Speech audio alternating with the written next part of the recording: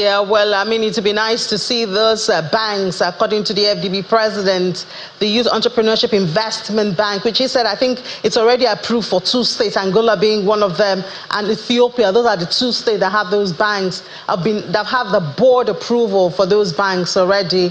And I mean, expanding it obviously to other parts of Africa would be a welcome idea. Now, back here in Nigeria, well, the economy is a bit uncertain at this time because we know that the issue of the new minimum wage is still very hot in the burner, and unfortunately Labour and the government have not been able to meet when it comes to how much it should be. That's the new minimum wage. We know that Labour has shifted ground to about half of what they were demanding for, about 250 now. Federal government is saying 62,000 naira.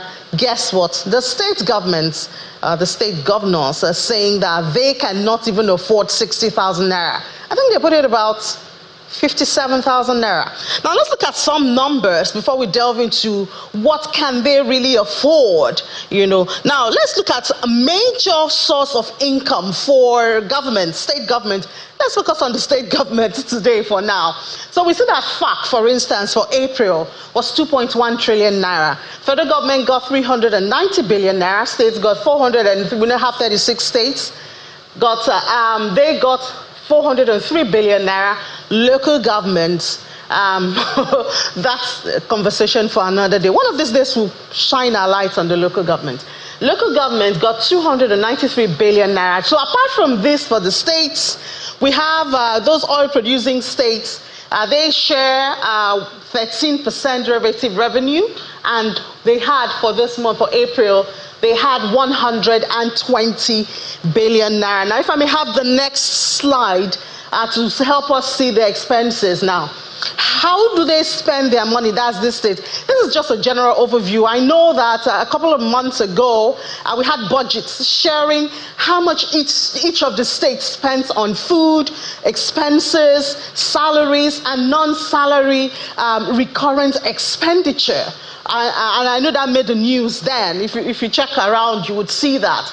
Now, 36 states spent 1.71 trillion naira on recurrent expenditure for the first 9 months of last year, 2023. Believe me, even up to now, we don't have the full expenditure, recurrent expenditure of states for 2023. Unfortunately, the issue of data comes back. Now, states' total expenditure is expected to be this total expenditure, and just 1 trillion naira, about 1 trillion naira less than the revenue. So, of course, this is taking into consideration the fact, which we started with, you know, that they get every month, they get 403 billion naira, about that. And then the oil-producing states get 13% derivatives, which, of course, makes it even more. Let's find out, perhaps, if some of this, and, you know, some of these are for food, visitors, travels, and all of that. Perhaps, if this is reduced, can we or can the states afford to pay a more agreeable minimum wage, you know, to labor? Well, it's not my say. It's something we'll have to push for. But now let's have the director of Center for Economic Policy Analysis and Research at UNILAG, Professor Ndubuisi, joining us right now for that. Professor Ndubuisi, welcome. Thank you so much, and good morning, sir. Thank you, Professor Mukoma, on the line. Thank you.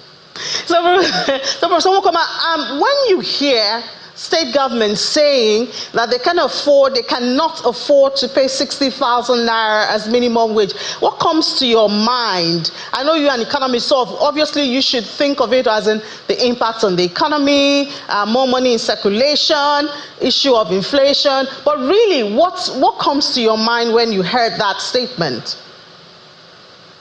I don't think I agree entirely with the state governors that they cannot pay. They can. It's a matter of trying to realign their fiscal circumstances. Because that's a problem at all levels, at all tiers of government, both the local government, the state and the federal. There's the need for a total realignment of their fiscal circumstances, particularly the area of their expenditure programs. So if they do some adjustments here and there, I believe the states can pay the minimum wage. But the issue now is to determine what the minimum wage will be. Probably as we progress, we'll be able to come to terms what, in my view, it ought to actually be. think it should be that can be sustainable for both the federal, the state, and of course, the workers? Yes. Okay, now, if you want to go into what it ought to be, like you said from your preambles, that there's so much money coming in because of the subsidy removal, which took place last year when the president came and announced that subsidy is gone. And of course, they have more money as revenue because of the removal of the subsidy. Now, if you take a look at that, the minimum wage when this government came into office was 30,000 naira. 30,000 naira. And this was set like 5 years ago. And 5 years ago, what was the exchange rate like? It was about 360 naira, thereabouts. That is under President Buhari when the minimum wage was set, about $30,000 naira. And at 360 naira to $1 then, if you want to do some little arithmetic, that comes to about $83 as minimum wage per month. Now, if you take a look at what the exchange rate is now, it's about 1,450 naira to $1 or more. But let's just use 1,450 as a benchmark figure. If you multiply that by $83, you will come to about 124,000 naira. That is what the equivalent of that 30,000 naira of 5 years ago, it would be now if you factor in exchange rate. So definitely, if you are going to pay minimum wage anything less than 124,000 naira, you're actually bringing down the real income of the minimum wage workers, somebody who's at the minimum wage level. Because anything less than that, because the issue is the purchasing power of the money. Because in economics, we have what we call nominal wage against real wage. Nominal income against real income. In nominal terms, if you make it over 30, you can say, yes, there's an increase. But in real terms, if you make it 100,000 naira as minimum wage, it is actually less than 30,000 naira of 5 years ago, in real terms. So definitely, government really needs to take a look at this critically. If you bring in inflation, you could be doing double counting or other variable, but let's just take only one variable, that's the exchange rate. Because every other price has gone up. What is food inflation now is over 40%.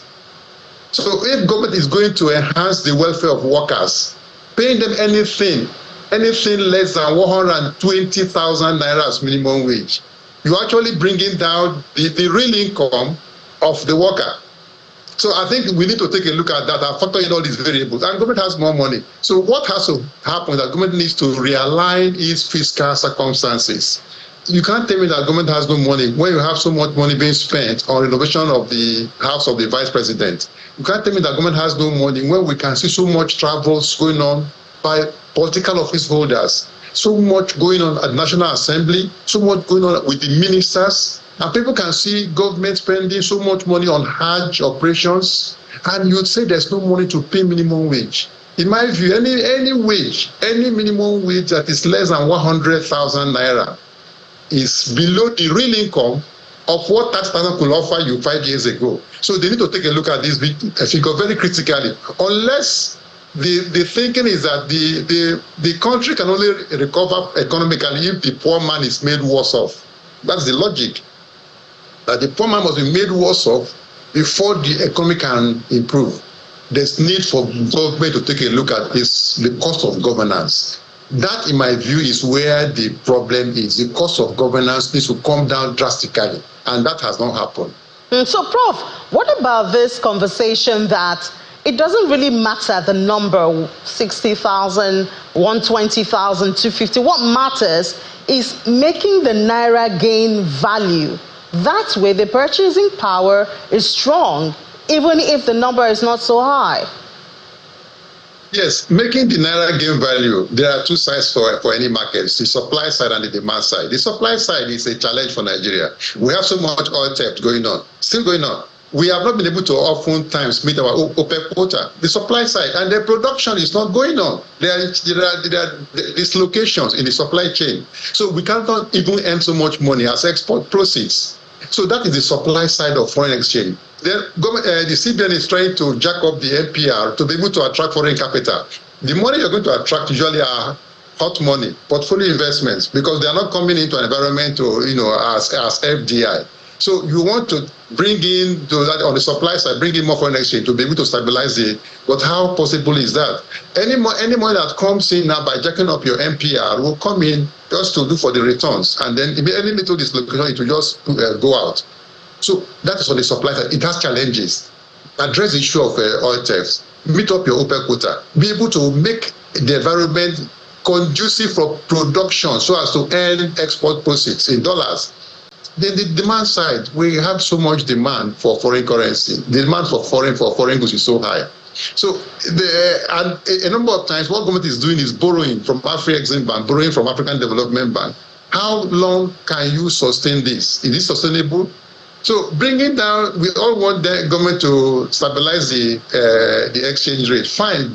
But do you have enough dollars to sustain that? So these are issues. But until then, any minimum wage that is less than 120 naira, 20,000 naira, in my view, you are going to get a real income that is less than what 30,000 naira can afford you 5 years ago. So which means people are getting poorer. And unless that happens, so what government is offering is about half of what it ought to be. And I hope they realize this, that the people of Nigeria, many people are really suffering. Poverty is all over the country, and I think government needs to do something about it. And also manage the announcement. That's what we call the announcement effect. They need to do these things quietly and let workers get this increment in a very quiet form, because there's the announcement effect of policy, so that it will not trigger up another round of inflation. These are areas that the Minister of Finance, who is the coordinating Minister of the Economy, needs to really work hard on. Or else we'll just be going from fry pan to fire. Now, but Professor Nwakoma, how can that be managed quietly? All eyes are now on, whatever announcement, whatever word, not even sentences, but words, that come out about the minimum wage. Labors are up. We might be going on strike again. So how can they manage it quietly? Because there's also that threat of inflation that could come with higher minimum wage. Yes, they can manage it by making less noise. I think because it has been proven empirically, there's what we call the announcement effect of policy. They need to talk. Government actually need to be more serious, in my view. I don't think they are serious enough. They are still playing hanky-panky. That's my view. Government needs to sit down with labor, quietly agree on what the minimum wage should be, and begin to implement it.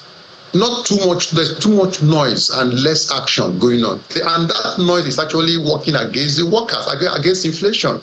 Government should sit down. Now that we've had this 5-day reprieve, they've called up has been suspended for 5 days, they can now talk when they should quickly get down to discuss and come to an agreement. There was this other rumor that the federal government said they can go with 105,000 naira. Which in my view is more realistic, which they denied eventually. They say it's not true. I think if that is actually what happened, they need to really stick with that. It is far from what they are offering. Very, very, very low. It's about half of what it ought to be to maintain the real income of 5 years ago. So government should work on the supply side of foreign exchange, manage the demand side, and then see how we can bring down the exchange rate. Until then, any rate below 120, in my view, will not work in the interest of workers. Yeah, I'm sure the state governors would want to hit you right now for saying that, Prof, because they say they can't even afford more than 57,000. I think that even some people are still owing 30,000 naira as we speak, unfortunately, in the state. Well, we have to thank you so much, Professor Ndubisi Nwakoma, the Director of the Center for Economic Policy Analysis and Research at University of Lagos. Thank you. Thanks for having me. Let's take a break. When we come back, we'll head to the markets to stay with us.